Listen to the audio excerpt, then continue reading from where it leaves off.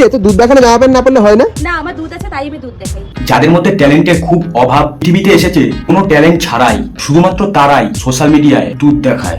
মেয়েটা লজ্জা শরম বলে কিছু নাই। এই কারণেই আমার চুলকানিটা একটু বেশি জাগে। দুধ বলে কথা যদি কিছু না বলে ছেড়ে দিই, আমার চ্যানেলটাকে অপমান করা হয়।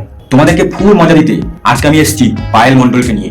তাই তোমরা হাসো, আনন্দ করো, ফুল এন্টারটেনমেন্ট নাও, আর অন্যকেও মজা নেওয়ার সুযোগ করে দাও। ভিডিও স্কিপ করে যাবে না, পুরো ভিডিও দেখার জন্য অনুরোধ রইল। চলো তাহলে শুরু করা যাক। তেল লাগিয়ে নীল পুকুরে কি নীল জামা না পরে আসলে হয় বলো? তাই আজকে আমি নীল জামা পরে এসেছি। তুমি নীল জামা পরে এসছো ভালো কথা, কিন্তু বিশ্বাস করো ভাই, তোমার নীল জামার উপর থেকেই ভেতরের কালো জায়গাগুলো দেখা যাচ্ছে। তুমি ইচ্ছা করেই এই নীল জামাটা পরে এসছো, যাতে আমার ভেতরের কালো জায়গাগুলো সোশ্যাল মিডিয়ায় সবাই দেখতে পায়, পাবলিক যাতে বুঝতে পারে তুমি সোশ্যাল মিডিয়ায় নষ্টামি করতে এসছো। তোমার পেছন থেকে তো মনে হচ্ছে বাগানে হেগে এসে জলে ডুব মারার ছলনায় ছুঁচে নিয়েছো। কি আমার নট মেনজিনিসটা?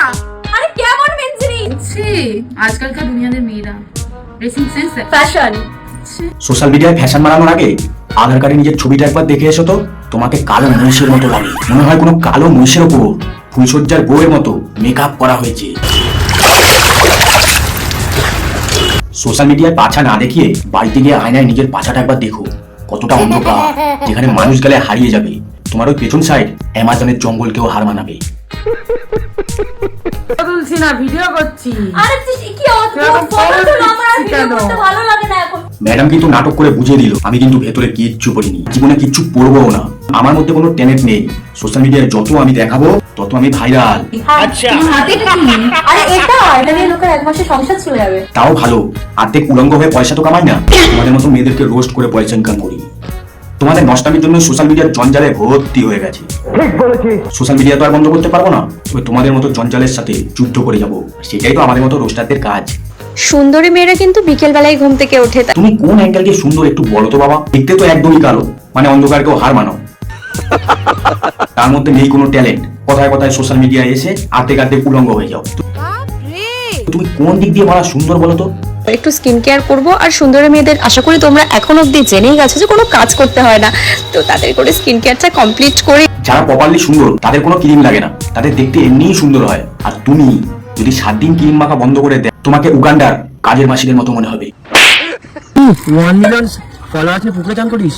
হ্যাঁ, তো গ্রামের মেয়েরা তো পুকুরেই স্নান করে। আমি কোনোদিন লজ্জা পাই না আমি কোথা দিয়ে বিলং করি সেটা বলতে। বাহ, তুমি সোশ্যাল মিডিয়ায় অল্প অল্প স্লাইড সবকিছু দেখালেও তুমি গ্রামের মেয়ে হিসাবে আত্মসম্মান বোধ করো। খুব ভালো লাগলো কথাটা শুনে। কিন্তু আমি তো জানি গ্রামের মেয়েরা শহরের মেয়েদের থেকে খুব নম্র, ভদ্র, সভ্য হয়। তুমি তো অসভ্য। গ্রামের মেয়েরা পুকুরে স্নান করলেও একটা সভ্যতা বজায় রাখে, কিন্তু তুমি তো ডাইরেক্ট গায়ে জল ঢেলে দিচ্ছ মগে করে এইভাবে। গ্রামের মেয়ে বলে তুমি গর্ববোধ করো, কিন্তু সোশ্যাল মিডিয়ায় নোংরামি করতে তোমার লজ্জা লাগে না কেন? হ্যাঁ, কারণ তুমি লজ্জার শেষ বর্ডার পার করে ফেলেছো। আগের দিন সেজেছিলাম বাঙালি বারবি, তারপর সাজলাম ওয়েস্টার্ন বারবি, আর আজকে কেমন লাগছে আমাকে দেখে? সাউথ ইন্ডিয়ান বারবি লাগছে না, তোমাকে দেখে মনে হচ্ছে তুমি কোনো জমিদার বাড়িতে যাবে, 4-5টা জমিদার কোলবালিশে শুয়ে থাকবে, আর তুমি তাদের সামনে নৃত্য প্রোগ্রাম করে দেখাবে। এই যে পাবলিকরা, বাদ বাকি তোমরা বুঝে নাও। নামটা মুখে উচ্চারণ করলাম না, সব কথা মুখে উচ্চারণ করে বলা যায় না, সেটা বুঝে নিতে হয়। আমাকে এইসব ড্রেস পরলে মানায় তাই আমি পরি, তোমাকে মানায় না তুমি পরো না। হ্যাঁ, ঠিকই বলেছো। সবাইকে সব ড্রেস বললে মানায় না, সবাই কি আর তোমার মতো দেখাতে পারে? তোমার মধ্যে দেখানোর ট্যালেন্ট উটকুটকে ভরা হয়, তাই তুমি একাই দেখাও, আর কাউকে দেখানোর দরকার নেই। সোশ্যাল মিডিয়া রোজ একটা করে এরকম আপলোড করো আর দেখিয়ে যাও। তোমার আছে আবার প্রায় কয়েক মাস পর, প্রায় অনেক দিন পর প্রতিবাদ করা স্টার্ট করলাম। তোমরা এইভাবে আমার সাপোর্ট করো, পাশে থাকো, আমার চ্যানেলটা সাবস্ক্রাইব করো, ভিডিও ভালো লাগলে লাইক করো, কমেন্ট করো, অন্য কাউকে শেয়ার করে দাও, যাতে সেও আমার মতো প্রতিবাদী হয়ে ওঠে। আমার পাশে সবসময় তোমরা থাকো, সেই আশা তোমাদের কাছে আমি সবসময় করি। সবাই ভালো থাকো, সুস্থ থাকো। জয় হিন্দ।